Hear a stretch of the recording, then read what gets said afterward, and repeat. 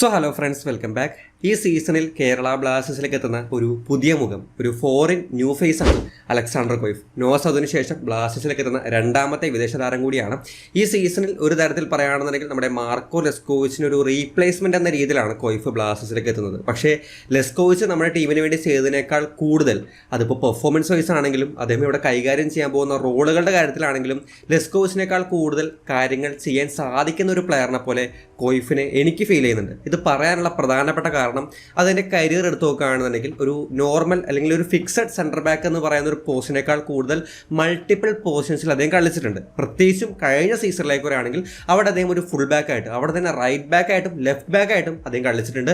ഈ full back എന്ന് പറയുമ്പോൾ ഒരു സെൻറ്റർ ബാക്കിനെ പിടിച്ച് ഫുൾ ബാക്ക് ആക്കി ഇട്ടിട്ട് അവിടെ ഡിഫൻസീവ് ഡ്യൂട്ടീസ് കൊടുക്കുന്ന രീതിയിലല്ല. ഒരു പ്രോപ്പർ ഫുൾ ബാക്ക് എങ്ങനെയാണോ കളിക്കുന്നത് ആ രീതിയിൽ തന്നെ വിത്ത് ആൻഡ് വിത്തൗട്ട് ബോൾ അദ്ദേഹം ഓവർലാപ്പ് ചെയ്യുന്നുണ്ട്, മുന്നോട്ട് പോയിട്ട് ക്രോസുകൾ കൊടുക്കുന്നുണ്ട്. അത് റൈറ്റ് സെൻറ്റർ ബാക്ക് ആയിട്ടും ലെഫ്റ്റ് സെൻറ്റർ ബാക്ക് ആയിട്ടും അദ്ദേഹം കളിക്കുന്നുണ്ട്. സോ ഒരു പ്രോപ്പർ ഫുൾ ബാക്ക് ആയിട്ട് അദ്ദേഹം കഴിഞ്ഞ സീസൺസിൽ കളിച്ചിട്ടുണ്ട്. പക്ഷേ ഇത് ബ്ലാസ്റ്റേഴ്സിലേക്ക് വരുമ്പോൾ ഒരു സാധ്യത ഇല്ലാത്തൊരു പൊസിഷനാണ്. പക്ഷേ അതിന് മുൻപുള്ള സീസൺസിലേക്ക് നോക്കുകയാണെങ്കിൽ ഒരു ഡിഫൻസീവ് മിഡ് അല്ലെങ്കിൽ സെൻറ്റർ മിഡ്, അങ്ങനെ മധ്യനിരയിലൊരു ഡിഫൻസിന് ഫ്രണ്ടിലായിട്ടൊരു പൊസിഷനിലും ഇദ്ദേഹത്തെ നമ്മൾ കാണുന്നുണ്ട്. ഇപ്പോൾ വരുന്ന സീസണിൽ ഒരു ഫോറിൻ ഡിഫൻസീവ് മിഡിന് ആവശ്യമാണെന്നുണ്ടെങ്കിൽ, ഒരു Indian CB foreign CB combo work ആവുകയാണെന്നുണ്ടെങ്കിൽ ഇദ്ദേഹത്തെ നമുക്ക് വളരെ സുഖമായിട്ട് തന്നെ ആ ഒരു ഡിഫൻസീവ് മിഡിൽ കളിപ്പിക്കാൻ സാധിക്കും. ഇത് ഞാൻ ഉറപ്പിച്ച് പറയാൻ പ്രത്യേകിച്ച് കാരണങ്ങളുണ്ട്. അത് ഈ ഒരു വീഡിയോ അവസാനിക്കുമ്പോൾ നിങ്ങൾക്ക് മനസ്സിലാക്കാൻ സാധിക്കും എന്നാണ് പ്രതീക്ഷിക്കുന്നത്. സോ ഓവറോളായിട്ട് പറയുമ്പോൾ ഒരു centre back, right centre back ആയിട്ടും ലെഫ്റ്റ് സെൻറ്റർ ബാക്ക് ആയിട്ടും ഇദ്ദേഹത്തെ നമുക്ക് യൂസ് ചെയ്യാൻ സാധിക്കും. അതുപോലെ തന്നെ മൾട്ടിപ്പിൾ പൊസിഷൻസിൽ കളിക്കാൻ പറ്റുന്ന, മൾട്ടിപ്പിൾ റോൾസ് എടുക്കാൻ പറ്റുന്ന ഒരു പ്ലെയർ ആയിട്ടും പറയാം. സോ ഇതിൻ്റെ പെർഫോമൻസിനെ പറ്റി, കഴിഞ്ഞ സീസൺസിൽ ഇതിൻ്റെ പെർഫോമൻസിനെ പറ്റി നമുക്ക് ഡീറ്റെയിൽഡ് ആയിട്ട് സംസാരിക്കേണ്ടതുണ്ട്. ഫുൾ ലെങ്ത് മാച്ചസ് കിട്ടാൻ കുറച്ച് പാടായിരുന്നു. നമ്മൾ കുറച്ച് കഷ്ടപ്പെട്ട് മാച്ചസ് കണ്ടുപിടിച്ചു, നമ്മൾ കാണുകയും ചെയ്തു. സോ ഇതിനെപ്പറ്റി സംസാരിക്കുമ്പോൾ നമുക്ക് മെയിനായിട്ട് ഈ ഒരു വീഡിയോ രണ്ട് കാറ്റഗറീസ് ആയിട്ട് തിരിക്കാം. ഒന്നാമത്തേത് ഡിഫൻസീവ് കോൺട്രിബ്യൂഷനും, രണ്ടാമത്തേത് ഒഫൻസീവ് സപ്പോർട്ടും. അതിലാദ്യമായിട്ട് നമുക്ക് ഡിഫൻസീവ് കോൺട്രിബ്യൂഷൻസിനെ പറ്റിയാണ് സംസാരിക്കാനുള്ളത്. അതിൽ ഇതിൻ്റെ ഒരു നമ്പർ 1 സ്പെഷ്യാലിറ്റി ആയിട്ട് എനിക്ക് ഫീൽ ചെയ്തത് ഇതിൻ്റെ സ്കാനിങ് അല്ലെങ്കിൽ ആ ഒരു അവയർനെസ് ആണ്. ഈ ഡിഫൻഡേഴ്സിനെ സംബന്ധിച്ച് നമ്മൾ ഈ സ്കാനിങ് അല്ലെങ്കിൽ പ്ലേയേഴ്സിൻ്റെ മൂവ്മെൻറ്റ്സ് ഐഡൻറ്റിഫൈ ചെയ്യുക, കോൺസ്റ്റൻ്റ് ആയിട്ട് സ്കാൻ ചെയ്യുക എന്ന് പറയുന്നത് വളരെ ഇമ്പോർട്ടൻ്റ് ആണ്. അത് നമുക്ക് ഇദ്ദേഹത്തിൽ നന്നായിട്ട് തന്നെ കാണാൻ സാധിക്കും. ഓപ്പൺ ടീം പന്ത് കൈവശം വെക്കുന്ന സമയത്ത് നമ്മൾ ഇദ്ദേഹത്തെ നമ്മളൊന്ന് ഫോക്കസ് ചെയ്ത് നോക്കുകയാണെന്നുണ്ടെങ്കിൽ ഇദ്ദേഹം കോൺസ്റ്റൻ്റ് ആയിട്ട്, സ്ഥിരമായിട്ട്, ഇങ്ങനെ കണ്ടിന്യൂസ് ആയിട്ട് തല വെട്ടിച്ച് കൃത്യമായിട്ട് നോക്കുന്നത്. നമ്മൾ ലയണൽ മെസ്സിയൊക്കെ അങ്ങനെ കാണാറുണ്ട്. വിത്തൗട്ട് ബോൾ അദ്ദേഹം കൃത്യമായിട്ട് പ്ലേയേഴ്സിനെ സ്കാൻ ചെയ്ത് വെക്കുന്ന രീതിയിൽ ആ സെയിം സംഭവം അല്ലെങ്കിൽ അത്തരത്തിൽ കോൺസ്റ്റന്റ് ആയിട്ട് റിപ്പീറ്റ് ആയിട്ട് തന്നെ അദ്ദേഹം തല വെട്ടിച്ച് ഒന്നിലധികം തവണ ഇങ്ങനെ പ്ലേയേഴ്സിനെ വാച്ച് ചെയ്തുകൊണ്ടിരിക്കുന്ന, ക്ലോസ് ആയിട്ട് വാച്ച് ചെയ്തുകൊണ്ടിരിക്കുന്ന ഒരു സംഭവം നമ്മൾ കാണുന്നുണ്ട്. ഈ ഒരു മൂവ്മെന്റ് എടുത്തു നോക്കുകയാണെന്നുണ്ടെങ്കിൽ ഇവിടെ ബോക്സിനകത്തേക്ക് ഒരു ക്രോസ് വരാൻ നിൽക്കുന്ന ഒരു സിറ്റുവേഷൻ ആണ്. കൊയ്ഫിന്റെ ആ ഒരു സറൗണ്ടിങ്സിലൊന്നും അതിന് മാർക്ക് ചെയ്യേണ്ട, ടൈറ്റ്ലി മാർക്ക് ചെയ്യേണ്ട ഒരു പ്ലെയറിന്റെ സാന്നിധ്യമില്ല. പക്ഷെ അദ്ദേഹം അപ്പോഴും സ്ഥിരമായിട്ട് തന്നെ ഫ്രണ്ടിലേക്കും സൈഡിലേക്കൊക്കെ ആയിട്ട് തല വെട്ടിച്ച് സ്കാൻ ചെയ്യുന്നുണ്ട്. ആൻഡ് പതിയെ പതിയെ പന്ത് മൂവ് ചെയ്യുന്നതിനനുസരിച്ച് ഒരു പ്ലെയർ ബോക്സിനകത്തേക്ക് വരുന്നുണ്ട്. ഇത് കൃത്യമായിട്ട് നമ്മുടെ കൊയ്ഫ് സ്കാനിങ്ങിലൂടെ കണ്ടെത്തുന്നതും ആ പ്ലെയർ മൂവ് ചെയ്ത് ആ ഒരു ബോക്സിനകത്തേക്ക് വരുമ്പോൾ ആ ഒരു പ്ലെയറിന്റെ സൈഡിലേക്ക് നീങ്ങി നിൽക്കുന്നത് കാണാം. ഇത് ആ ഒരു പ്ലെയറിന്റെ റൺ ഐഡന്റിഫൈ ചെയ്തുകൊണ്ട് അല്ലെങ്കിൽ കോൺസ്റ്റന്റ് ആയിട്ടുള്ള സ്കാനിങ് കൊണ്ട് മാത്രമാണ് ആ ഒരു പ്ലെയർ വരുന്നുണ്ടെന്നും ആ ഒരു പ്ലെയറിലേക്ക് ഒരു പാസ് വരുന്നുണ്ടെന്നും അതിന് മനസ്സിലാക്കാൻ പറ്റുന്നത്. അങ്ങനെ അതിലേക്ക് വരുന്ന ഒരു ക്രോസ് സുഖമായിട്ട് അദ്ദേഹം ഇന്റർസെപ്റ്റ് ചെയ്തെടുക്കുന്നുണ്ട്. ഇതുപോലുള്ള മൂവ്മെന്റ്സ് നമുക്ക് ഇഷ്ടംപോലെ കാണാൻ സാധിക്കുന്നുണ്ട്. പക്ഷേ ഇവിടെ എനിക്ക് ഇത്തരത്തിലുള്ള സ്കാനിങ് അത് ഏറ്റവും അധികം ഹെൽപ്പ് ചെയ്യുന്നത് പ്ലേയേഴ്സിന്റെ റൺസ് ഐഡന്റിഫൈ ചെയ്യാനായിട്ടാണ് തോന്നിയിട്ടുള്ളത്. ഓപ്പണിംഗ് ടീമിന്റെ സ്ട്രൈക്കേഴ്സ് അല്ലെങ്കിൽ അറ്റാക്കിംഗ് പ്ലേയേഴ്സ് ഡിഫൻഡേഴ്സിന്റെ ബ്ലൈൻഡ് സൈഡിലൂടെ, അവർക്ക് നോട്ടമെത്താത്ത സ്ഥലത്ത് കൂടെ റൺ ചെയ്ത് പന്ത് റിസീവ് ചെയ്യുന്നത് ഫുട്ബോളിൽ ഒരു സ്ഥിരം കാഴ്ചയാണ്. ഡിഫൻഡേഴ്സിനെ സംബന്ധിച്ച് വളരെ പ്രയാസമുള്ളൊരു സംഭവം കൂടിയാണ് ഈ ബ്ലൈൻഡ് സൈഡ് റൺസ് ഡിഫെൻഡ് ചെയ്യുക എന്ന് പറയുന്നത്. സോ അത്തരം സന്ദർഭങ്ങൾ, അത്തരം ബ്ലൈൻഡ് സൈഡ് റൺസിനെ എലിമിനേറ്റ് ചെയ്യാൻ ഇതിന്റെ കോൺസ്റ്റന്റ് ആയിട്ടുള്ള സ്കാനിങ് ഹെൽപ്പ് ചെയ്യുന്നുണ്ട്. ഈ ഒരു സിറ്റുവേഷനിലേക്ക് വരാണെങ്കിൽ ഇവിടെയും അതിന്റെ സറൗണ്ടിങ്സിലോ ടൈറ്റ്ലി മാർക്ക് ചെയ്യേണ്ടതായിട്ടോ ഒരു പ്ലെയർ അതിന് ഒപ്പം നമുക്ക് കാണാൻ സാധിക്കില്ല. പക്ഷേ അദ്ദേഹം ഈ പറഞ്ഞ പോലെ സ്കാൻ ചെയ്യുമ്പോൾ അതിന് ദൂരെയായിട്ട് ഒരു പ്ലെയറിനെ ഇത്തരത്തിൽ അദ്ദേഹം സ്പോട്ട് ചെയ്യുന്നുണ്ട്. എന്നാൽ ആ സമയത്ത് ആ ഒരു പ്ലെയർ റൺ ചെയ്യുന്നില്ല, ഒരു സ്റ്റില്ലായിട്ട്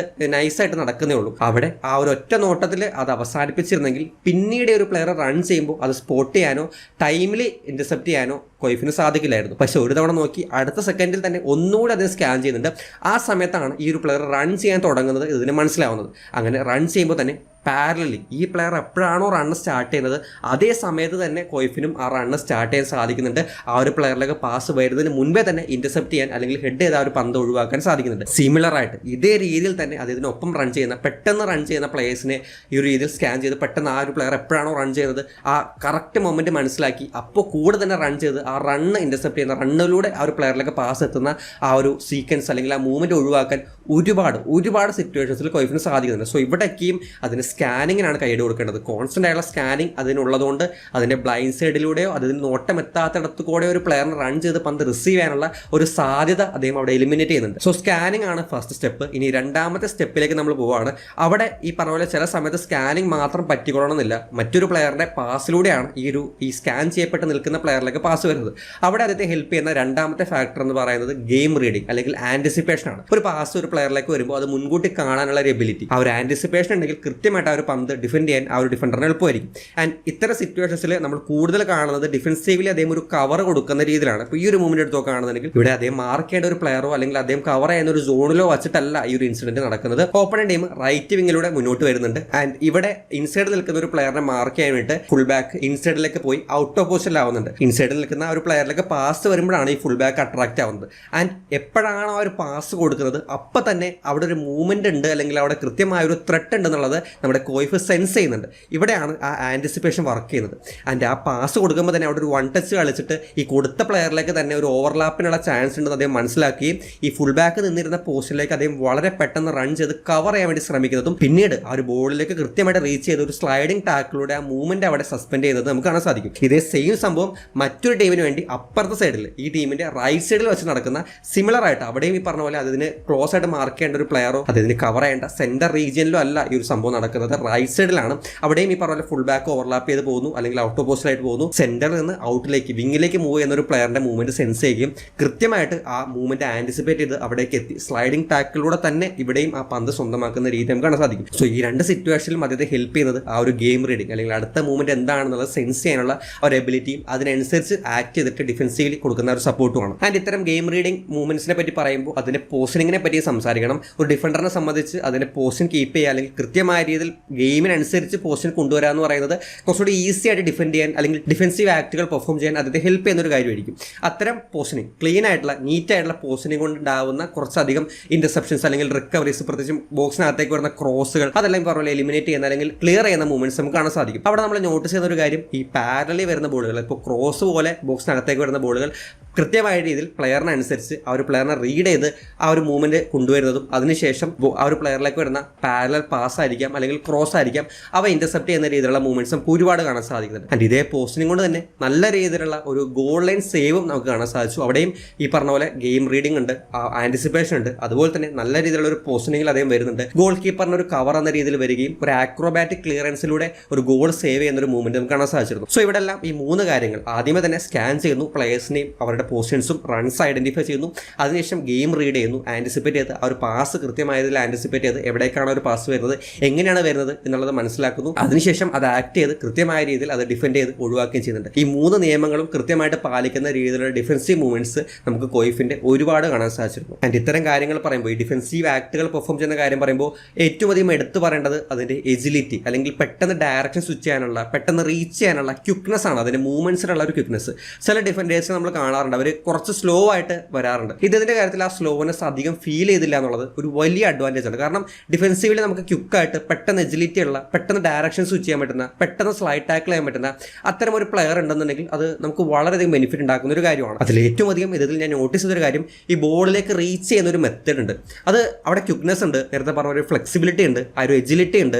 സ്ലൈഡിംഗ് ടാക്കിൾസ് വഴി ചിലപ്പോൾ അതിന് റീച്ച് ചെയ്യാൻ പറ്റാത്ത ബോളുകൾ ഉണ്ടാവും. ആ റീച്ച് ചെയ്യാൻ പറ്റാത്ത ബോൾ ഒരു എക്സ്ട്രാ എലമെന്റ് ഇട്ട്, ഒരു നോർമൽ എഫേർട്ടിൽ റീച്ച് ചെയ്യാൻ പറ്റാത്ത ബോളുകൾ ഇത്തരത്തിലൊരു ആ ഒരു ക്വിക്നെസ് കൊണ്ടും ആ ഒരു എക്സ്ട്രാ എലമെന്റ് കൊണ്ടുവന്നിട്ട് സ്ലൈഡ് ചെയ്തിട്ടൊക്കെ ആ ഒരു പന്ത് വിൻ ചെയ്യുന്ന, റിക്കവർ ചെയ്യുന്ന, ടാക്കിൾ ചെയ്യുന്ന മൂവ്മെന്റ്സ് നമ്മൾ ഒരുപാട് കാണാൻ സാധിച്ചിരുന്നു. അതുപോലെ തന്നെ ഹൈ ബോൾ വരുന്ന സിറ്റുവേഷൻസിലൊക്കെ ഏത് പ്ലെയറിലേക്കാണോ ടാർഗറ്റ് ചെയ്യുന്നത് ആ ഒരു പ്ലെയർ എത്തുന്നതിന് മുൻപേ ആ ഒരു പ്ലെയറിന്റെ ഫ്രണ്ടിലേക്ക് നിന്ന് ഇന്റർസെപ്റ്റ് ചെയ്യുന്ന അല്ലെങ്കിൽ പന്ത് റിക്കവർ ചെയ്യുന്ന മൂവ്മെന്റ്സ് വേറെ ഉണ്ട്. ഇനി ഡിഫെൻഡിങ്ങിൽ കണ്ട മറ്റൊരു കാര്യം ഇതിന്റെ ഏരിയൽ എബിലിറ്റി അല്ലെങ്കിൽ ഹൈ ബോൾസ് ഡിഫെൻഡ് ചെയ്യാനുള്ള ആ ഒരു എബിലിറ്റി ആണ്. അത് ഒട്ടുമിക്ക ഡിഫൻഡേഴ്സിനെ സംബന്ധിച്ച്, അത്യാവശ്യം നീറ്റായിട്ട് ഹൈറ്റ് ഉള്ള ഡിഫൻഡേഴ്സിനെ സംബന്ധിച്ച് നമ്മുടെ ഡിഫൻസീവ്ലി നിരന്തരമായിട്ട് കാണുന്ന ഒരു കാര്യമായിരിക്കും ക്രോസുകൾ വരുമ്പോഴോ അല്ലെങ്കിൽ ഹൈ ബോൾസ് വരുമ്പോഴോ അത് 1-on-1 സിറ്റുവേഷനിൽ ഏരിയൽ ഡുവേഴ്സിൽ ഓപ്പണന്റ് പ്ലെയറിനെ ബീറ്റ് ചെയ്തിട്ട് അത് വിൻ ചെയ്യുന്ന സംഭവം. അത്തരത്തിലുള്ള ഈ ഹൈ ബോൾസ് വിൻ ചെയ്യുന്ന അല്ലെങ്കിൽ അത്തരത്തിൽ ഹൈ ബോൾസ് ഓപ്പണന്റ് ടീമിനെ ഏരിയൽ ഡുവേഴ്സിൽ ബീറ്റ് ചെയ്യുന്ന ടൈപ്പ് ഓഫ് മൂവ്മെന്റ്സ് നമുക്ക് ഇദ്ദേഹത്തിൽ കാണാൻ സാധിച്ചിരുന്നു. പക്ഷേ അവിടെ ഞാൻ ശ്രദ്ധിച്ച മറ്റൊരു കാര്യം, സ്ട്രോങ് ആയിട്ടുള്ള കുറച്ച് ക്ലിയറൻസസ് ആണ്. ഇപ്പോൾ ക്രോസ് അകത്തേക്ക് വരാണെങ്കിലും അല്ലെങ്കിൽ ഒരു ഹൈ ബോൾ അകത്തേക്ക് വരാണെങ്കിലും വളരെ സ്ട്രോങ് ആയിട്ടുള്ള ഡിഫൻസീവ്ലി നമുക്കൊരു പ്രോപ്പർ ക്ലിയറൻസ്. ചില ഹെഡേഴ്സ് ഒരു സെക്കൻഡ് ബോളിലേക്ക് പോയിട്ട് അത് വീണ്ടും അറ്റാക്കാക്കി വരാറുണ്ട്. ഇവിടെയും സെക്കൻഡ് ബോൾ ഒരു പക്ഷേ ഓപ്പണന്റിന് കിട്ടുന്നുണ്ടാവും, പക്ഷേ ഒരു ഗോൾ സ്കോറിംഗ് സിറ്റുവേഷനിലോ ഒരു പ്രോപ്പർ ചാൻസിലോ ആയിരിക്കില്ല ഒരു ക്ലിയർ ചെയ്ത ബോൾ ഉണ്ടാവും. കുറച്ചുകൂടി നീട്ടി അദ്ദേഹത്തിന് ക്ലിയർ ചെയ്യാൻ സ്ട്രോങ് ആയിട്ടുള്ള ഡിഫൻസീവ് ക്ലിയറൻസസ് അതിന് ഹെഡറിലൂടെ പ്രൊഡ്യൂസ് ചെയ്യാൻ പറ്റുന്നുണ്ട്. അത് നോട്ടീസ് ചെയ്തൊരു കാര്യമാണ്. അതുപോലെ തന്നെ ഈ ഹൈ ബോളിൽ അല്ലെങ്കിൽ ഏരിയൽ എബിലിറ്റിയിൽ ഞാൻ കണ്ടെത്തിയ മറ്റൊരു കാര്യം എന്ന് പറയുന്നത് ആ ഒരു കൺട്രോളാണ്. ചില ബോളുകളുണ്ട്, അത് റിക്കവർ ചെയ്യുന്ന ബോളുകളാണെങ്കിൽ പോലും അതൊരു ഹെഡർ പാസിലേക്ക് മാറ്റിയിട്ട് അത് വീണ്ടും പൊസിഷനിൽ കീപ്പ് ചെയ്യുന്നൊരു സംഭവമുണ്ട്. അത്യാവശ്യം നീറ്റായിട്ട് അല്ലെങ്കിൽ റിപ്പീറ്റ് ആയിട്ട് കാണാൻ സാധിച്ചൊരു കാര്യമാണ്. അതുപോലെ തന്നെ ഞാൻ നോട്ടീസ് ചെയ്ത അല്ലെങ്കിൽ ഏറ്റവും അധികം എനിക്ക് സമാധാനം തന്നൊരു കാര്യം ഇതിന്റെ പേസ് ആണ്. കഴിഞ്ഞ സീസണിൽ നമുക്ക് സെന്റർ ബാക്സിന്റെ പേസ് ഒരു വലിയ കൺസേൺ ആയിരുന്നു ഈ ഹൈ ബ്ലോക്ക് ഒക്കെ കളിക്കുമ്പോൾ. ഇതിന്റെ കാര്യത്തിലേക്ക് വരുമ്പോൾ അത്യാവശ്യം പേസ് അല്ലെങ്കിൽ ആക്സലറേഷൻ ഇതിന് ജനറേറ്റ് ചെയ്യുന്നുണ്ട്. ആൻഡ് ആ ഒരു കമ്മിറ്റ്മെന്റ് ഫാക്ടറും നമുക്ക് കാണാൻ സാധിക്കുന്നുണ്ട്. അത് ഞാൻ നോട്ടീസ് ചെയ്യാനുള്ള പ്രധാനപ്പെട്ട കാരണം ഗോയിഫിന്റെ ടീം ഒരു സെറ്റ് പീസ് എടുക്കുന്നുണ്ട്, ഒരു കോർണർ എടുക്കുന്നുണ്ട്. അങ്ങനെ കോർണേഴ്സ് എടുക്കുമ്പോൾ നമ്മുടെ സെന്റർ ബാക്ക് ഓപ്പണന്റ് ടീമിന്റെ ബോക്സിനകത്തേക്ക് പോകുന്നത് സ്വാഭാവികമാണ്. പക്ഷേ അതിനുശേഷം ആ ഒരു പന്ത് റിക്കവർ ചെയ്തതിനു ശേഷം നമ്മൾ കോയിഫിനെ നോക്കുകയാണെങ്കിൽ അവിടെ അതിന് ഒരേ ഒരു ഇന്റൻഷൻ ഉള്ളൂ, എത്രയും പെട്ടെന്ന് അവിടെ മറ്റൊരു പ്ലെയറിലേക്ക് ആ ഒരു ചുമതല കൊടുക്കുകയല്ല.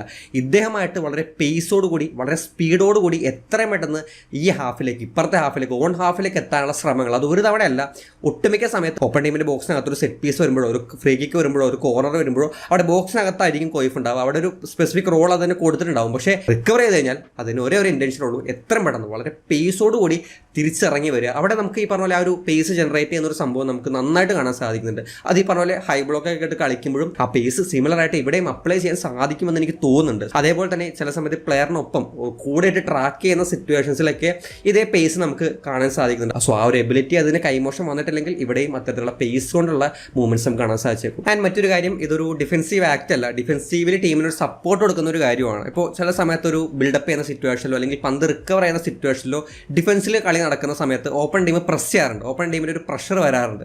അവിടെ ഇദ്ദേഹം ചെയ്യുന്നൊരു കാര്യമാണ്, ഇദ്ദേഹം സിമ്പിളായിട്ട് ചെയ്യുന്നൊരു കാര്യം, ഒരു സ്പേസിലേക്ക് മാറി ആ ഒരു പ്ലെയറിന് പാസ് കൊടുക്കാൻ പാകത്തിന് അവൈലബിൾ ആവുന്നു, അത്രേ ചെയ്യുന്നുള്ളൂ. പക്ഷേ ഇതുകൊണ്ടുണ്ടാവുന്ന ബെനിഫിറ്റ് എന്ന് പറയുന്നത് വളരെ വലുതാണ്. അവിടെ പെട്ടെന്ന് പന്ത് നഷ്ടപ്പെടുന്നതോ അവിടെ ഉണ്ടാവുന്ന പാനിക് സിറ്റുവേഷൻസ് ഒഴിവാക്കാനോ ഇതിലൂടെ സാധിക്കുന്നുണ്ട്. അത് നമ്മൾ പ്രത്യേകിച്ചും ഈ ഇന്ത്യൻ ഡിഫൻഡേഴ്സ് അല്ലെങ്കിൽ ഇന്ത്യൻ സെൻറ്റർ ബാക്ക് ഫുൾ ബാക്സിനെ വെച്ച് കളിക്കുന്ന സിറ്റുവേഷൻസിൽ അത് വളരെ ഇമ്പോർട്ടൻ്റ് ആണ്. അവർക്ക് പ്രഷർ വരാതിരിക്കുക അല്ലെങ്കിൽ അത്തരം കാര്യങ്ങളൊക്കെ മാനേജ് ചെയ്യാൻ ഈ സിമ്പിളായിട്ട് അവൈലബിൾ ആവുന്നത് വഴി അല്ലെങ്കിൽ അത്തരം ഡിഫൻസീവ് സപ്പോർട്ട് നമുക്ക് കാണാൻ സാധിച്ചിരുന്നു. അതും ഈ പറഞ്ഞ പോലെ ഒരു ക്വാളിറ്റി ആയിട്ട് എനിക്ക് ഫീൽ ചെയ്തൊരു കാര്യമാണ്. സോ ടോട്ടലി ഇത്രയും കാര്യങ്ങളാണ് ഒരു ഡിഫൻസീവ് സപ്പോർട്ട് എന്ന രീതിയിൽ എനിക്ക് കണ്ടുപിടിക്കാൻ സാധിച്ചിട്ടുള്ളത്. സോ നമുക്കിനി രണ്ടാമത്തെ കാറ്റഗറിയിലേക്ക് പോകാം. അത് ഒഫൻസീവ് സപ്പോർട്ട് അല്ലെങ്കിൽ വിത്ത് ദ ബോളുള്ള അതിന്റെ കോൺട്രിബ്യൂഷൻസ് ആണ്. നമ്മൾ ആദ്യമേ പറഞ്ഞിരുന്നു ഒരു ഡിഫൻസീവ് മിഡ് അല്ലെങ്കിൽ സെൻട്രൽ മിഡ് ആയിട്ടൊക്കെ സുഖമായിട്ട് ഇതിന് കളിക്കാൻ സാധിക്കും എന്നുള്ളത്. അത് പറയാനുള്ള മെയിൻ ആയിട്ടുള്ള കാര്യം വിത്ത് ദ ബോൾ അതിന് അത്രയധികം കൺട്രോൾ ഉണ്ട്. ഫുൾ ബാക്ക് ആയിട്ട് കളിച്ചിട്ടുണ്ട്, സെൻട്രൽ ബാക്ക് ആയിട്ട് കളിച്ചിട്ടുണ്ട്, ഡിഫൻസീവ് മിഡായിട്ടും സെൻട്രൽ മിഡായിട്ടൊക്കെ ഉപയോഗിച്ചിട്ടുണ്ടെന്ന് പറയുമ്പോൾ വിത്ത് ദ ബോൾ അദ്ദേഹം അത്രയധികം കംഫർട്ടബിൾ ആണ്. ബോൾ കൈവശം വെക്കാനും അല്ലെങ്കിൽ ബോൾ ഹാൻഡിൽ ചെയ്യാനും ബോളുമായിട്ട് വേണമെങ്കിൽ ക്യാരി ചെയ്യാനും അതുപോലെ തന്നെ പാസുകൾ ഫൈൻഡ് ചെയ്യാനും ഇങ്ങോട്ട് പ്രഷർ ചെയ്യാനൊക്കെ വന്നു കഴിഞ്ഞാൽ പാനിക് ആവാതെ സ്ട്രഗിൾ ചെയ്യാതെ കാമായിട്ട് തന്നെ പാസ് കൊടുത്ത് ആ പ്രഷറിനെ റിലീസ് ചെയ്യാനും അവിടെയൊക്കെ നമുക്ക് നന്നായിട്ട് തന്നെ വിത്ത് ദ ബോൾ ഹാൻഡിൽ ചെയ്യാൻ പറ്റുന്ന വിത്ത് ദ ബോൾ നമ്മൾ സാധാരണ ഡിഫൻഡേഴ്സിനെ കാണുന്നതിനേക്കാൾ കൂടുതൽ കംഫർട്ടബിൾ ആയിട്ട് ബോൾ ഹാൻഡിൽ ചെയ്യാനുള്ള ഒരു എബിലിറ്റി ഇതിനുണ്ട്. അതുകൊണ്ട് തന്നെ ഒരു നല്ല ഒരു excellent ball playing centre back ആവാനുള്ള എല്ലാ ക്വാളിറ്റിയും ഇതിനുണ്ട്. അവിടെ തന്നെ ഞാൻ ശ്രദ്ധിച്ചൊരു കാര്യം, ഇതിന്റെ രണ്ട് ഫുട്ടും യൂസ് ചെയ്യാനുള്ള ഒരു എബിലിറ്റിയാണ്. റൈറ്റ് സെൻറ്റർ ബാക്ക് ആയിട്ട് കളിക്കുന്നവർക്ക് ചിലപ്പോൾ റൈറ്റ് ഫുട്ട് ആയിരിക്കും സ്ട്രോങ് ആയിട്ട് ഉണ്ടാവുക, ലെഫ്റ്റ് സെൻറ്റർ ബാക്ക് ആയിട്ട് കളിക്കുമ്പോൾ ലെഫ്റ്റ് ഫുട്ട് ആയിരിക്കും അവിടെ പ്രിഫേർഡ് ഫുട്ട് എന്ന് പറയുന്നത്. പക്ഷേ ഇദ്ദേഹത്തിന് ഈ രണ്ട് സൈഡിൽ മാറി മാറി കളിക്കാനുള്ള റൈറ്റ് ബാക്ക് ആയിട്ടും ലെഫ്റ്റ് ബാക്ക് ആയിട്ടും റൈറ്റ് സെൻറ്റർ ബാക്ക് ആയിട്ടും ലെഫ്റ്റ് സെൻറ്റർ ബാക്ക് ആയിട്ടൊക്കെ മാറി മാറി കളിക്കാൻ അതിനെ ഹെൽപ്പ് ചെയ്തൊരു ഫാക്ടർ എന്ന് പറയുന്നത് അതിന്റെ രണ്ട് ഫുട്ടും ഒരേപോലെ യൂസ് ചെയ്യാൻ സാധിക്കുന്നു എന്നുള്ളതാണ്. ഇപ്പോൾ പാസ് കൊടുക്കുമ്പോഴാണെങ്കിലും ഹൈ ബോൾസ് കൊടുക്കുമ്പോഴാണെങ്കിലൊക്കെ നമ്മൾ ഈ ലെഫ്റ്റ് ഫുട്ട് കൊണ്ടുള്ള പാസുകളും കാണുന്നുണ്ട്, റൈറ്റ് കൊണ്ടുള്ള പാസുകളും കാണുന്നുണ്ട്. ആൻഡ് ഇവിടെ വിത്ത് ദ ബോൾ ഞാൻ ഏറ്റവും അധികം ശ്രദ്ധിച്ച അല്ലെങ്കിൽ ഏറ്റവും വലിയൊരു ക്വാളിറ്റി ആയിട്ട് ഇതിൻ്റെ ഫീൽ ചെയ്തത് ഇതിൻ്റെ പാസിംഗ് എബിലിറ്റിയാണ്. ഈ അധികം കളിച്ചിട്ടുള്ള ടീമുകളിലൊക്കെ നോർമലി നമ്മൾ അധികം ഗ്രൗണ്ട് പാസുകൾ അല്ലെങ്കിൽ ഷോർട്ട് പാസുകളൊക്കെയാണ് ബിൽഡപ്പിൽ കാണുന്നത്. അതിപ്പോൾ ഫുൾ ബാക്ക് ആയിട്ട് കളിക്കുമ്പോഴാണെങ്കിലും ഇൻസൈഡിൽ നിൽക്കുന്ന ഫ്രീ ആയിട്ട് നിൽക്കുന്ന പ്ലെയറിനെ ഫൈൻഡ് ചെയ്യുന്ന രീതിയിലാണെങ്കിലും സെൻറ്റർ ബാക്ക് ആയിട്ട് കളിക്കുമ്പോഴും ഈ സെൻറ്ററിലുള്ള ആ ബിൽഡപ്പ് മുന്നോട്ട് കൊണ്ടുപോകുന്നതിൻ്റെ ഭാഗമായിട്ട് സെൻറ്ററിലുള്ള പ്ലേയേഴ്സിനെ ഫൈൻഡ് ചെയ്യുന്ന കാര്യത്തിൽ അത്തരത്തിലുള്ള ഷോർട്ട് പാസിംഗ് സിറ്റുവേഷൻസ് നമ്മൾ കണ്ടിരുന്നു. പക്ഷേ ഞാൻ ഇംപ്രസീവ് ആയത് അല്ലെങ്കിൽ എനിക്കൊരു ഇംപ്രഷൻ തോന്നിയത് ഇതിൻ്റെ ലോങ് റേഞ്ച് പാസിംഗ് അല്ലെങ്കിൽ ലോങ് ബോൾസിലാണ്. അവിടെ നമ്മൾ ഈ പറഞ്ഞ പോലെ ആ ഒരു ടീം കൂടുതലും ഒരു ബിൽഡപ്പ് ഫ്രം ബാക്ക് ഷോർട്ട് പാസുകൾക്കാണ് ഫോക്കസ് ചെയ്തത്. അതുകൊണ്ട് ഒരുപാടൊന്നും ലോങ് പാസുകൾ അല്ലെങ്കിൽ ലോങ് റേഞ്ച് പാസുകൾ നമ്മൾ കണ്ടിട്ടില്ല. പക്ഷേ കണ്ട പാസുകൾ അല്ലെങ്കിൽ ഒന്ന് രണ്ട് പാസുകൾ കണ്ടപ്പോൾ അവിടെ നമുക്ക് ആ ഒരു സ്പാർക്ക് നല്ല രീതിയിൽ ഒരു പ്ലെയറിനെ ഫൈൻഡ് ചെയ്ത് ആ ഒരു പ്ലെയറിലേക്ക് ഒരു ലോങ് പാസ് എത്തിക്കാനുള്ള എബിലിറ്റി ഉള്ള ഒരു പ്ലെയർ ആണെന്നുള്ളത് മനസ്സിലാക്കാൻ പറ്റുന്നുണ്ട്. സോ ലോങ് ബോൾ സിറ്റുവേഷൻസ് ഇപ്പോൾ നമ്മുടെ കാര്യത്തിലേക്ക് വരികയാണെങ്കിൽ സെൻറ്റർ ബാക്കിൽ നിന്ന് വിങ്ങറിലേക്കുള്ള ലോങ് ബോൾസിനൊക്കെ ഒരുപാട് പോസിബിലിറ്റീസ് ഉണ്ട് 4-3-3 കളിക്കുമ്പോൾ. ഈ ലോങ് ബോൾ എന്ന് പറയുമ്പോൾ ഈ അടിച്ചു വിടുന്ന അല്ലെങ്കിൽ തൂക്കിയടിക്കുന്ന സംഭവങ്ങൾ മാത്രമല്ല, കൺട്രോൾഡ് ആയിട്ടുള്ള ചിപ്പിംഗ് പാസുകൾ, അതിപ്പോൾ ഒരു പ്ലെയറിന് മുകളിലൂടെ കൺട്രോൾഡ് ആയിട്ടുള്ള അത്തരത്തിലുള്ള ചിപ്പിംഗ് പാസുകൾ കൂടി നമ്മൾ കാണുന്നുണ്ട്. അത് 2 ഫുട്ട് കൊണ്ടും നമ്മൾ കാണുന്നുണ്ട്. സോ പാസിംഗ് അല്ലെങ്കിൽ അത്യാവശ്യം ബിൽഡ് ഫ്രം ബാക്ക് പാസ് കളിക്കുക, ലോങ് റേഞ്ച് പാസുകൾ കൊടുക്കുക, ചിപ്പിംഗ് പാസുകൾ കൊടുക്കുക, അവിടെ എല്ലാം ഇദ്ദേഹത്തിന് അത്യാവശ്യം നീറ്റായിട്ട് തന്നെ കളിക്കാൻ സാധിച്ചേക്കും. അതുപോലെ തന്നെ മറ്റൊരു കാര്യം നോട്ടീസ് ചെയ്തിട്ടുള്ളത്, ഇദ്ദേഹം അഡ്വാൻസ് ചെയ്യുന്ന ഒരു രീതിയാണ്. വിത്ത് ദ ബോൾ തന്നെ നമ്മൾ ഓവർലാപ്പിംഗ് സെന്റർ ബാക്ക് എന്നൊക്കെ പറയുന്ന പോലെ വിത്ത് ദ ബോൾ അദ്ദേഹം അഡ്വാൻസ് ചെയ്യുന്നുണ്ട്. അത് എല്ലാ പ്ലേയേഴ്സിനും ഡ്രിബിൾ ചെയ്ത് മുന്നോട്ട് പോകുന്ന അത്തരം ഒരു സംഭവമല്ല. മുന്നിൽ സ്പേസ് ഉണ്ടെങ്കിൽ ഇദ്ദേഹം പന്തുമായിട്ട് തന്നെ മുന്നോട്ട് കയറി വരാനും അതിനുശേഷം പാസ് കളിക്കാനും അത്തരത്തിൽ അഡ്വാൻസ് ചെയ്യാൻ മടിയില്ലാത്ത ഒരു പ്ലെയറിനെ പോലെ തോന്നുന്നുണ്ട്. സെൻട്രൽ ബാക്ക് അഡ്വാൻസ് ചെയ്യുമ്പോൾ അതിനനുസരിച്ച് നമ്മുടെ ടീം ടോട്ടലി മുന്നിലേക്ക് പുഷ് ചെയ്യും. ആൻഡ് ചില സിറ്റുവേഷൻസിൽ കണ്ടൊരു കാര്യം, ഇപ്പോൾ ടീം തോറ്റ് നിൽക്കുകയാണെന്നുണ്ടെങ്കിൽ, ഇപ്പോൾ 2-1 തോറ്റ് നിൽക്കുന്ന സിറ്റുവേഷൻ ഉണ്ട്, 1 ഗോളിനൊക്കെ തോറ്റ് നിൽക്കുന്ന സിറ്റുവേഷൻ, അവിടെ അദ്ദേഹം ആ ഒരു റെസ്പോൺസിബിലിറ്റി എടുത്ത് മുന്നോട്ട് കയറി വന്ന് ഗോൾ സ്കോറിങ്ങിന് വേണ്ടിയിട്ട് അദ്ദേഹം ഹെൽപ്പ് ചെയ്യുന്നുണ്ട്. ചില സിറ്റുവേഷനിൽ അദ്ദേഹം വിത്ത് ബോൾ തന്നെ പന്തുമായിട്ട് ക്യാരി ചെയ്ത് വിങ്ങിലേക്ക് പോകുന്നതോ അല്ലെങ്കിൽ പാസ് കളിച്ച് മുന്നോട്ട് കയറി പോകുന്നതോ കാണാം. ഒരു സിറ്റുവേഷനിൽ ഇതേപോലെ അദ്ദേഹം വിത്ത് ബോൾ ഓവർലാപ്പ് ചെയ്ത് വിങ്ങിലേക്ക് പോയിട്ട് അവിടെ നിന്ന് ഇൻസൈഡിലേക്ക് ഒരു ക്രോസിന് അദ്ദേഹം ശ്രമം നടത്തുന്നുണ്ട്. ആൻഡ് ഈ സെയിം സംഭവം വെച്ചിട്ട് ഒരു അസിസ്റ്റ് അദ്ദേഹം കൊടുത്തിട്ടുണ്ട്. മുന്നോട്ട് കയറി വന്നിട്ട് അവിടെ ഒരു സെക്കൻഡ് ബോൾ അദ്ദേഹം അത്രയും അഡ്വാൻസ് ആയി നിൽക്കുന്നതുകൊണ്ട് സെക്കൻഡ് ബോൾ അതിന് സ്വന്തമാക്കാൻ സാധിക്കുന്നുണ്ട്. ആ ബോൾ ബോക്സിനകത്തേക്ക് ഒരു പാസ് ആയിട്ട് കൊടുക്കുന്നു, അവിടെ നിന്ന് ഒരു അസിസ്റ്റ് അദ്ദേഹത്തിന് സ്വന്തമാക്കാൻ സാധിക്കുന്നുണ്ട്. സോ ഇവിടെ നമുക്ക് കാണാൻ സാധിക്കുന്ന ഒരു കാര്യം ആ ഒരു ലീഡർഷിപ്പ് ക്വാളിറ്റിയാണ്. ടീം പിന്നിലാണെങ്കിൽ ഇദ്ദേഹം മുന്നിലേക്ക് കയറി വരും, അത്തരത്തിൽ ആ ഒരു റെസ്പോൺസിബിലിറ്റി എടുക്കുന്നുണ്ട്. ആൻഡ് ഇപ്പോൾ ആ ഒരു ലൈൻ മാനേജ് ചെയ്യുന്ന കാര്യമാണെങ്കിലും, ആ ഒരു ഓഫ് സൈഡ് ട്രാപ്പിന് മറ്റ് പ്ലേയേഴ്സിന് ഗൈഡൻസ് കൊടുക്കുന്ന കാര്യമാണെങ്കിലും, ചില സമയത്ത് പാസ് കൊടുക്കാൻ പ്ലേയേഴ്സിന് ഗൈഡൻസ് കൊടുക്കുന്നതാണെങ്കിലും, അല്ലെങ്കിൽ ചില പാസുകൾ ചില നല്ല ഡിഫൻസീവ് മൂവ്മെന്റ്സ് വരുമ്പോൾ ചില പ്ലേയേഴ്സിനെ അദ്ദേഹം അപ്രീഷിയേറ്റ് ചെയ്യുന്നുണ്ട്, കൈ അടിച്ചതിനെ അപ്രീഷിയേറ്റ് ചെയ്യുന്നുണ്ട്. അവിടെ എല്ലാം നമുക്കൊരു ലെസ്കോ വൈബ് അല്ലെങ്കിൽ ആ ഒരു ഡിഫൻസിൽ ആ ഒരു ലീഡർഷിപ്പ് ക്വാളിറ്റി എടുക്കാൻ പറ്റുന്ന ഒരു പ്ലെയർ എന്ന ലേബിളിലേക്ക് ഇദ്ദേഹം വരുന്നുണ്ട്. ഇനി ക്യാപ്റ്റൻ്റെ ആംബാൻഡ് കിട്ടിയില്ലെങ്കിലും ആ ഡിഫൻസീവ് ലൈൻ മാനേജ് ചെയ്യാൻ പറ്റുന്ന, പ്ലേയേഴ്സിന് ഗൈഡൻസ് കൊടുക്കാൻ പറ്റുന്ന, അല്ലെങ്കിൽ പ്രോപ്പറായിട്ട് ആ ഒരു റെസ്പോൺസിബിലിറ്റി എടുക്കുന്ന, ടീം തോറ്റിക്കുകയാണെന്നുണ്ടെങ്കിൽ അതിനനുസരിച്ച് ആക്ട് ചെയ്യുന്ന ഒരു ടൈപ്പ് ഓഫ് മെന്റാലിറ്റി ഇതിനുണ്ട്. അതുപോലെ തന്നെ ഇതിന്റെ ഗോൾ സ്കോറിംഗ് അല്ലെങ്കിൽ ഗോൾ കോൺട്രിബ്യൂഷൻസിനെ പറ്റി സംസാരിക്കണം. അതിലെ മിക്ക കോൺട്രിബ്യൂഷൻസും വരുന്നത് സെറ്റ് പീസിൽ നിന്നാണ്. ഒരു ഗോൾ കണ്ടിരുന്നു, സെറ്റ് പീസിൽ ഒരു സെക്കൻഡ് ബോൾ എടുത്ത് അദ്ദേഹം ഷോട്ട് എടുക്കുന്ന രീതിയിൽ. പക്ഷേ സെറ്റ് പീസിൽ ഇതിനൊരു സ്പെസിഫിക് റോൾ ഉണ്ടായിരുന്നത് അവിടെ ഗോൾ അടിക്കാനല്ല, ഗോൾ അടിപ്പിക്കാൻ വേണ്ടിയിട്ടായിരുന്നു. നമ്മൾ കോർണേഴ്സ് ഒക്കെ എടുക്കുമ്പോൾ ഫസ്റ്റ് പോസ്റ്റിലേക്ക് പോയിട്ട് ബാക്കിലേക്ക് ഒരു ഫ്ലിക്കിംഗ് പാസ് കൊടുത്ത് ബോക്സിനകത്തേക്ക് പന്ത് കൊടുക്കുന്ന രീതിയിലൊരു റോള് അതിന് ടീം അതിന് കൊടുത്തിട്ടുണ്ടായിരുന്നു. അതിലൂടെ അസിസ്റ്റുകൾ 2 അസിസ്റ്റ് അദ്ദേഹം സ്വന്തമാക്കിയിട്ടുണ്ട്. അസിസ്റ്റ് കിട്ടാത്ത സിറ്റുവേഷൻ കൂടി നമ്മൾ കണ്ടതുകൊണ്ടാണ് ഇതൊരു സ്പെസിഫിക് പ്ലാൻ ആയിട്ട് തന്നെ നമ്മൾ പറയുന്നത്. ഇനി ചില വീക്ക്നെസ്സുകൾ കൂടി അല്ലെങ്കിൽ കളി കണ്ടപ്പോൾ ഒരു എററായിട്ട് തോന്നിയ കുറച്ച് കാര്യങ്ങളുണ്ട്. അതിൽ ഒന്നാമത്തേതെന്ന് പറയുന്നത്, ഓപ്പൺ ടീം ഒരു 1-on-1 സിറ്റുവേഷനിൽ വരുമ്പോൾ ബാക്കിലേക്ക് പോയി ഒരു പെർഫെക്റ്റ് സിറ്റുവേഷൻ നോക്കിയിട്ട് ഇന്റർസെപ്റ്റ് ചെയ്യുന്ന സംഭവങ്ങൾ കാണാറുണ്ട്. പക്ഷേ ഇദ്ദേഹം കുറച്ചുകൂടി നേരത്തെ തന്നെ ഒരു എയർലി കമ്മിറ്റിലേക്ക് പോയിട്ട് അവിടെ 1-on-1 സിറ്റുവേഷനിൽ ബീറ്റ് ആവുന്ന ഒരു സംഭവമുണ്ട്. അത് ചില സമയത്ത് വർക്കാവും, ചില സിറ്റുവേഷൻസിൽ അല്ലെങ്കിൽ ഒരു മെജോറിറ്റി സമയത്തും പെട്ടെന്ന് ആ ഒരു പ്ലെയറിനെ മുന്നോട്ട് പോയി ഡിഫെൻഡ് ചെയ്യാൻ ശ്രമിച്ച് 1-on-1 സിറ്റുവേഷനിൽ ബീറ്റ് ആവുന്ന സിറ്റുവേഷൻസ് കാണാൻ സാധിച്ചിരുന്നു. അത് മെയിനായിട്ട് ഈ അഡ്വാൻസിങ് ഡിഫൻസീവ് പൊസിഷൻ വിട്ട് ലൈൻ വിട്ട് മുന്നോട്ട് കയറി വന്ന് ഡിഫെൻഡ് ചെയ്യാൻ ശ്രമിക്കുന്ന സമയത്താണ്. ഇത് സക്സസ് ആവുന്ന സമയങ്ങൾ ഒരുപാടുണ്ട്. അതായത് ഇപ്പോൾ ഒരു സ്ട്രൈക്കറിന് ബിറ്റ്വീൻ ദ ലൈൻസിൽ വെച്ച് പന്ത് റിസീവ് ചെയ്യുകയാണെന്നുണ്ടെങ്കിൽ പെട്ടെന്ന് അഡ്വാൻസ് ചെയ്യുമ്പോൾ ആ ഒരു പ്ലെയറിന് ടൈമോ സ്പേസോ കിട്ടാതെ, തിരിയാനോ ടൈം കൊടുക്കാത്ത രീതിയിൽ റിക്കവർ ചെയ്യുന്ന മൂവ്മെന്റ്സ് വേറെ ഉണ്ട്. ആൻഡ് ചില സിറ്റുവേഷൻസിൽ അദ്ദേഹത്തിന് അഡ്വാൻസ് ചെയ്യണോ അല്ലെങ്കിൽ പിറകിൽ നിൽക്കണോ എന്ന് പറയുന്ന ഒരു കാര്യത്തിൽ ഒരു ഉറപ്പില്ലാത്തതുപോലെ അഡ്വാൻസ് ചെയ്യും, പക്ഷേ വേണ്ടെന്ന് തോന്നി പിറകിലേക്ക് ഇറങ്ങി വരും. അങ്ങനെയുള്ള കുറച്ച് മൂവ്മെന്റ്സ് കാണാൻ സാധിച്ചിരുന്നു. അങ്ങനെ അഡ്വാൻസ് ചെയ്ത് പോകുമ്പോൾ അവിടെ ഒരു ബാക്കിലൊരു ഹോളാണ് ഉണ്ടാവുന്നത്. അതെല്ലാം ഇവിടേക്ക് വരുമ്പോൾ കാണരുതേ എന്ന് ആഗ്രഹിച്ച കാര്യങ്ങളാണ്. ടോട്ടലി പറയുകയാണെങ്കിൽ വളരെ പ്രോമിസിംഗ് ആയുള്ള ഒരു പ്ലെയറിനെ പോലെ ഫീൽ ചെയ്തു. നമ്മൾ വളരെ കുറച്ച് പ്ലേയേഴ്സിന്റെ മാച്ചുകൾ കാണുമ്പോഴാണ് ഒരു പ്രോമിസിംഗ് ഫീൽ അല്ലെങ്കിൽ ഓക്കെ ഇയാൾ വർക്ക് ആവാൻ ചാൻസ് ഉണ്ട്, അത്തരം ഒരു പോസിറ്റീവ് ഫീൽ നമുക്ക് കിട്ടാറുള്ളൂ. നമ്മൾ ലാസ്റ്റ് ഒരു കമന്റ് പറഞ്ഞത് അൽവാരോ വാസ്കസിന്റെ കാര്യത്തിലാണ്. ഞാൻ പറഞ്ഞതുകൊണ്ട് വർക്ക് ആവണമെന്നൊന്നുമില്ല, നമുക്ക് വേണ്ട ഒരു സെന്റർ ബാക്ക്, നമുക്ക് വർക്ക് ആവാൻ സാധ്യതയുള്ള ഒരു സെന്റർ ബാക്ക്, അത്തരം ഒരു ഫീൽ കിട്ടുന്നുണ്ട്. എന്തായാലും ഈ ഒരു പ്ലെയറിനെ പറ്റിയുള്ള നിങ്ങളുടെ അഭിപ്രായങ്ങൾ, ഇതല്ലാതെയുള്ള കാര്യങ്ങൾ നിങ്ങൾക്ക് ഷെയർ ചെയ്യാനുണ്ടെങ്കിൽ തീർച്ചയായിട്ടും കമന്റ് ബോക്സിൽ ഷെയർ ചെയ്യാൻ ശ്രമിക്കാം. നമുക്ക് എന്തായാലും മറ്റു വീഡിയോയിൽ കാണാം. ബൈ.